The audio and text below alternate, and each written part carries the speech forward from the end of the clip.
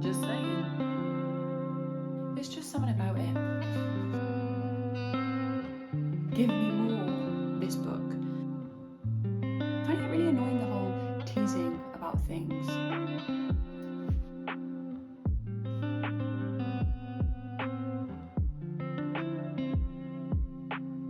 I'm just not hooked.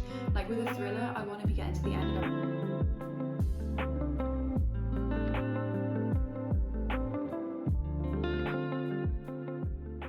I just finished my latest read and I'm throwing all my reading plans out the window because I bought The Housemaid by Frida McFadden today and I want to start it immediately. So hopefully I can just read this really, really fast and then it won't have too much of an impact on my September TBR and reading plans. But I figure with October coming up, why not make a reading thrillers vlog? So that is what this video is going to be, starting with The Housemaid.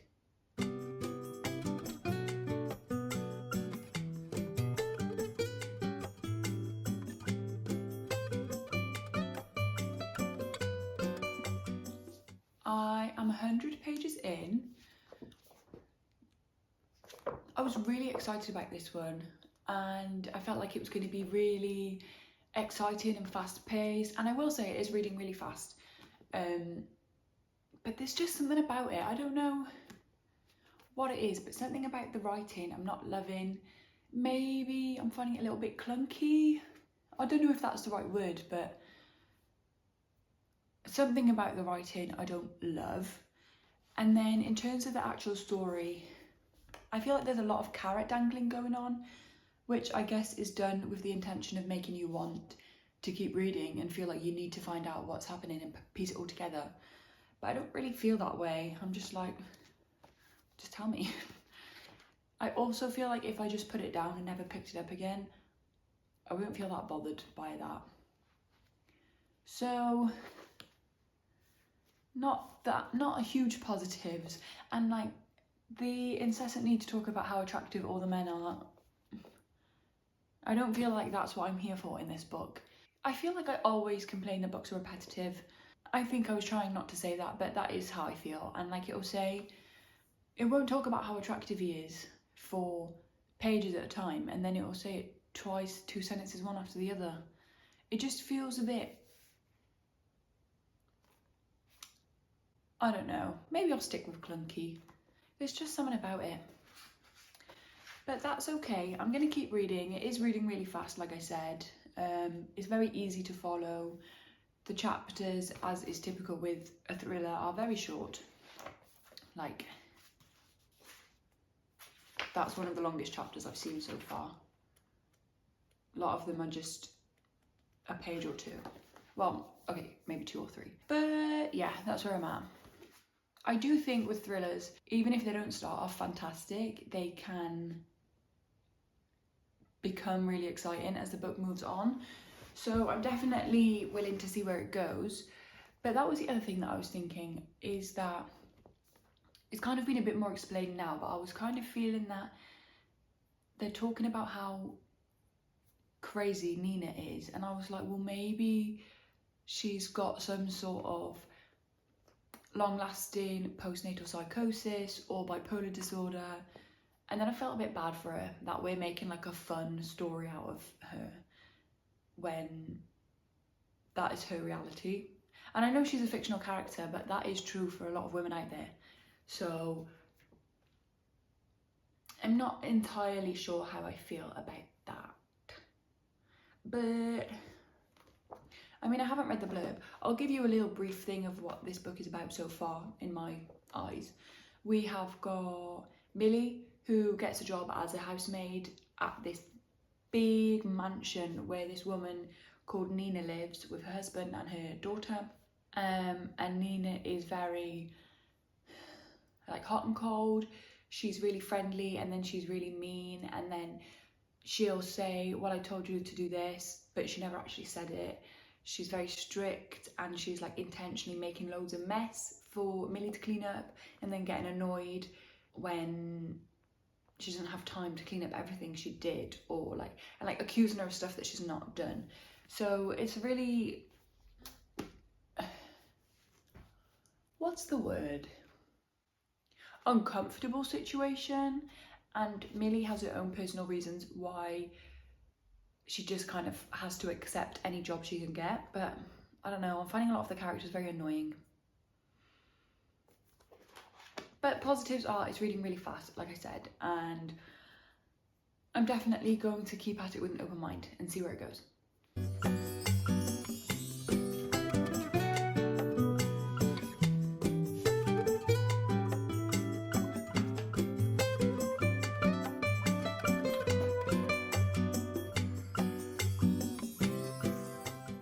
I feel like they are really labouring the point that Millie finds Andrew attractive. Like, really labouring that point.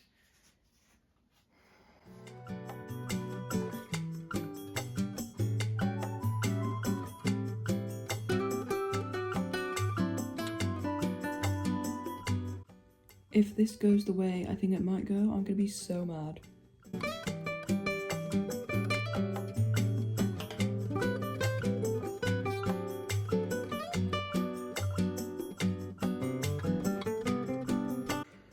Slipped and fell on Vinted.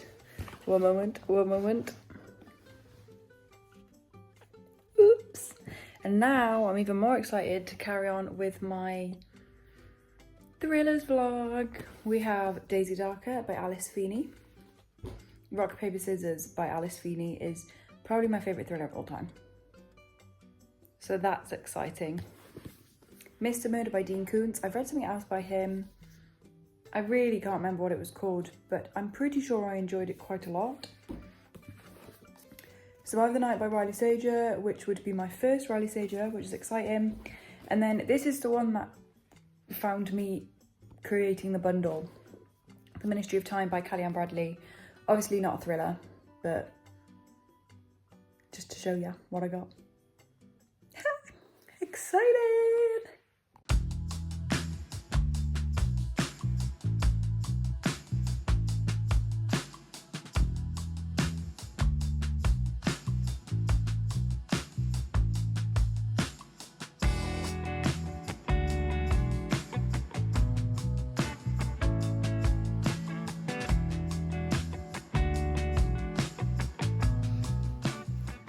I'm 110 pages through No One Saw a Thing, and I'm not loving it, but I'm definitely enjoying it more than I was enjoying The Housemaid at this stage. Like at 110 pages through The Housemaid, I was seriously considering DNFing it, and I'm definitely not considering that with this one.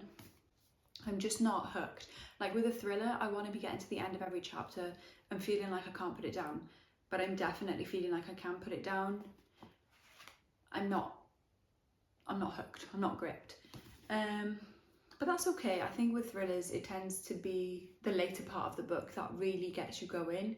So I'm hoping that's going to happen. But basically what we've got is the main character, Sive, and she lives in Dublin with her family, which consists of her husband Aaron, and their 3 children who are 6 years old, 6 years old, 2 years old and 4 months old.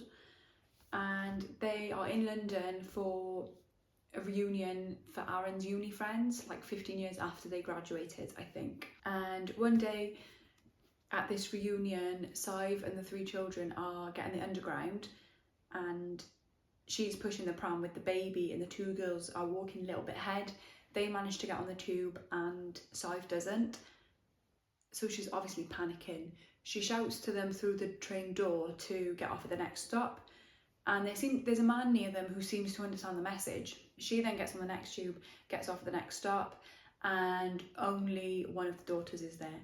And so she says to the man, like, where's the other child who she thought she'd like communicated with? Where's my other daughter? And he's like, I don't know what you're talking about. I only ever saw one girl. And obviously the little girl, so it's the 6-year-old who's gone, and the other daughter is 2. She can't really communicate what she has seen happen, what's gone on. All she says is Faye gone, and that's kind of where it's unraveling from. That's the story that we're following. There definitely seems to be some shady stuff going on between the friends at the reunion. I don't really like Aaron. He seems quite disinterested in the children and the family. And there's another character called Nita who's one of the friends, and she's really annoying. But I do think that is a testament to Andrea Mara's writing, because she's supposed to be annoying and it's working. That's coming across. So she's obviously a well-written character, because I'm finding her really annoying, as I'm supposed to. But that's where we're at. And good news, I found my bookmark.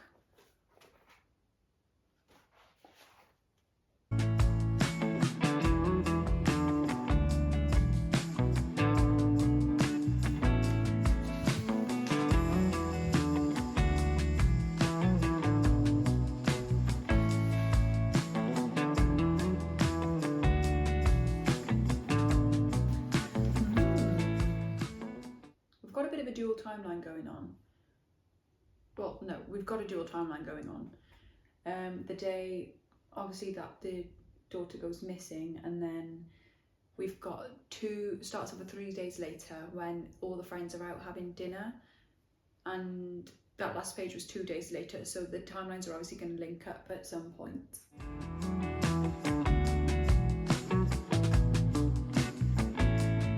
I am enjoying this. I do think it's quite well paced, but I think every chapter is ended on a cliffhanger, and I kind of wish they'd give us a little bit more, because I'm getting a little bit frustrated that they're like, you know, when someone intentionally says something to try and make you ask more, because they like having the power of knowing the story or whatever it is, and you don't, and you have to ask for it. I kind of feel like it's like that. I just wish they'd give a little bit more, or be a bit more subtle in the way they're like, I don't know, like this one, the one I just finished, says, and his next sentence turns everything upside down again. I think that's pretty good, but sometimes, like when that's happening every single time, every few pages, I'm like, I don't know, that's just something that I'm not quite loving. But I do think it's a good story, and like I said, I think it's well paced. It's just those tiny bits at the end of each chapter that I'm, I guess, finding a bit too frequent. Like if it did that every now and then, it would probably be really exciting, but because it's happening every time, I'm a bit like, come on, give me more. But yeah, I'm 240, yeah. I've read 240, so I've got 131 left. I would love to finish it tomorrow, fingers crossed.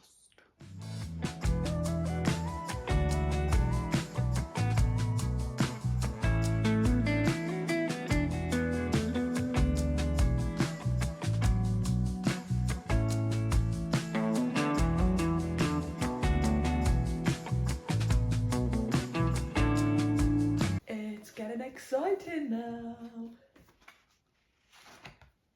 26, 71 minus 26 would be 70 minus 25, 50, 45 pages left.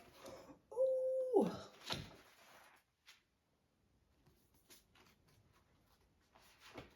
Hello, this is Fee from the future, just popping in to say that I finished this book and then just moved straight on to the next one, and I never really spoke about it, so I just want to give some concluding thoughts, I guess, on this book. Really, I don't have a lot more to add than what I've already said. Really, I know I've said it 5 million times in this video, but the whole teasing thing, I just found that really frustrating. It was just too frequent that I felt like we actually weren't getting enough information as the reader. If you've got that much to hide from us, either keep it hidden or you're obviously not telling us enough. So I didn't love that about it. However, and like I found it really quite slow to begin with, but the final probably like 60 pages I did think were really exciting and fast paced, and I actually gave this 4 stars, so there must have been a lot going for it towards the end. It is a few weeks later now, and I literally don't remember anything about this book apart from like the main kind of plot line. So it's definitely one of those ones that was 4 stars in the moment and then is not staying with me at all, but that's fine. That's just what this book was for me, and that's absolutely fine. But yeah, it must have had some pretty exciting stuff at the end for it to get a 4 star, so I can't really complain. And then I moved straight on to Daisy Darker by Alice Feeney. which again I didn't really talk about. You will see me reading that one now, but may as well do it a bit backwards since I'm here and say that I kind of found the same. I found it really slow to begin with. It got better as it went on, but not loads better, and I only actually gave it 3.5 stars. I guessed loads of the twists, not all of them, but most of them I did guess, or at least wasn't really surprised by them. So yeah, I didn't love that one, 3.5 stars. But then I read one which I enjoyed way more, as you'll see.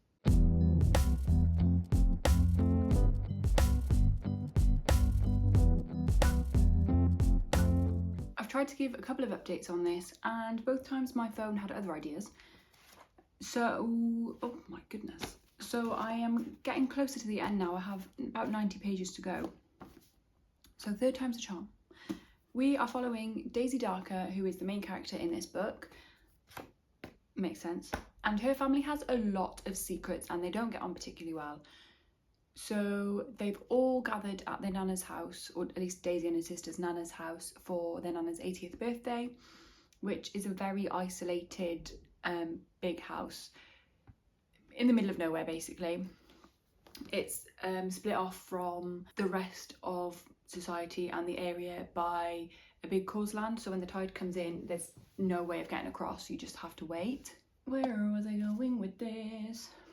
Now, their nana has always believed that she wasn't going to live past 80, so although they haven't been together as a family for a really long time, suddenly they've all been available for this gathering because they think they might be getting their hands on a good chunk of the inheritance.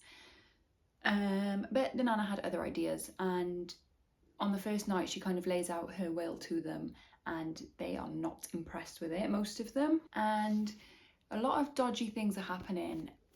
There are a lot of crimes taking place and we still don't know who is responsible for all of those. I definitely have some ideas, but I don't know for sure yet. I'm guessing I'm going to find out soon enough. Like the other two, it took me a while to get into this one. I don't know if I'm just getting a bit fed up of thrillers now. I'm finding it really annoying, the whole teasing about things, but I totally understand that is literally exactly the way a thriller goes.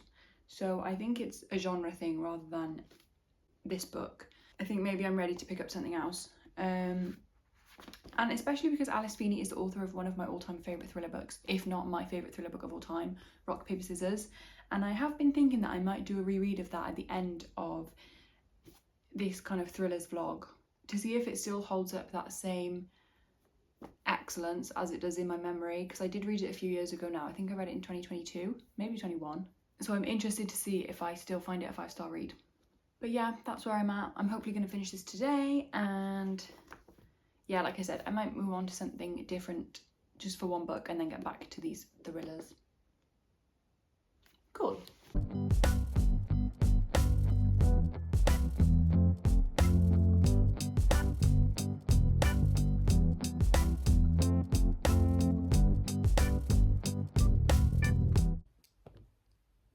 I'm back, baby. Woo!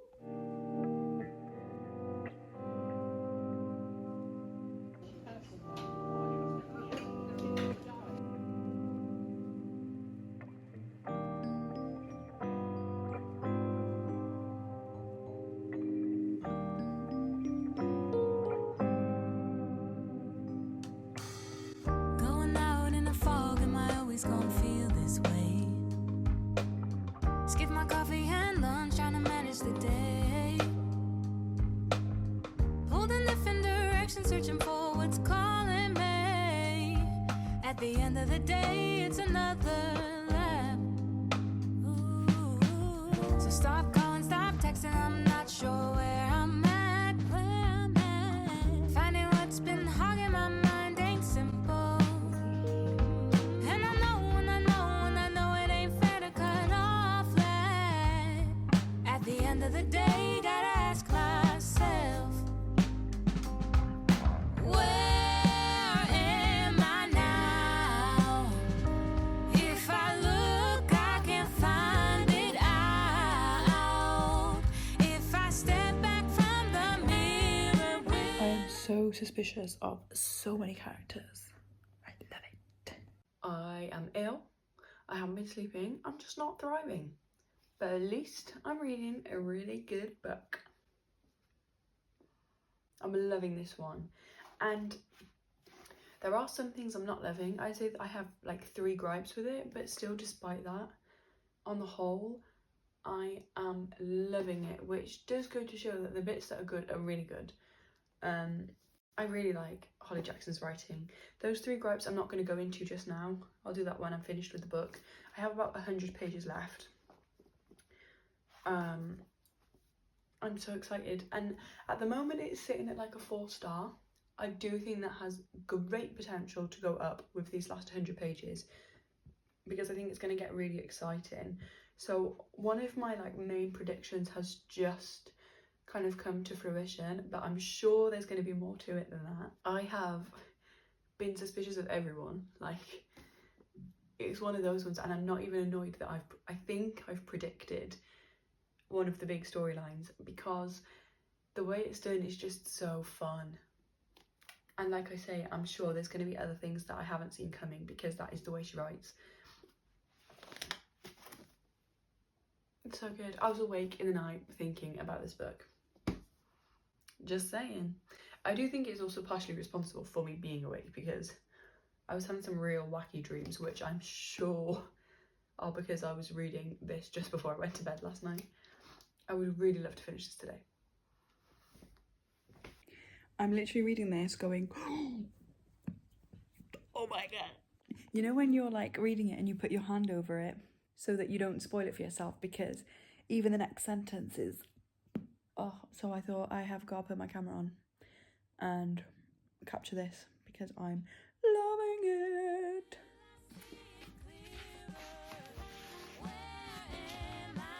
Chapter 47. I've got about 40 pages to go. And if it happens and it was supposed to be that way, and if it happens and it was supposed to be that way, and if it happens and it was supposed to be that way. What? So guess what? I'm not getting no younger and the answer ain't coming. Looking east, looking west, but I'm no closer to finding something.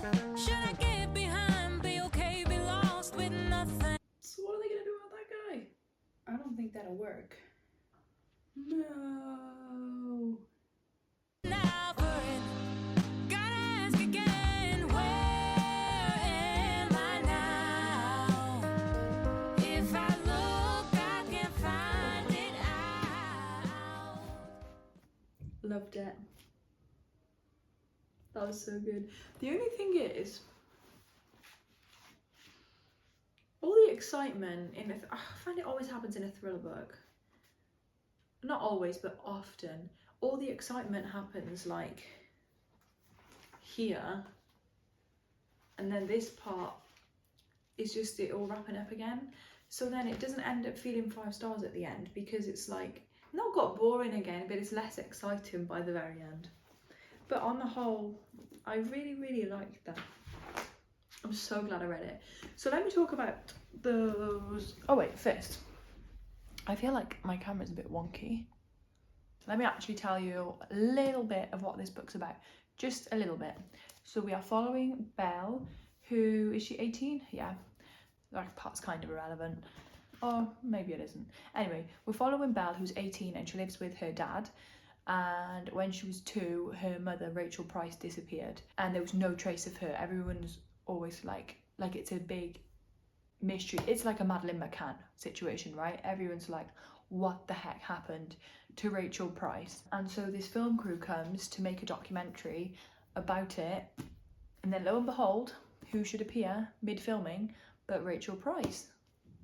Hence it's the reappearance of Rachel Price, not the disappearance. Belle is suspicious of lots of people, especially Rachel. She doesn't trust that the story adds up quite right, and she thinks Rachel is lying, or at least not quite telling the whole truth.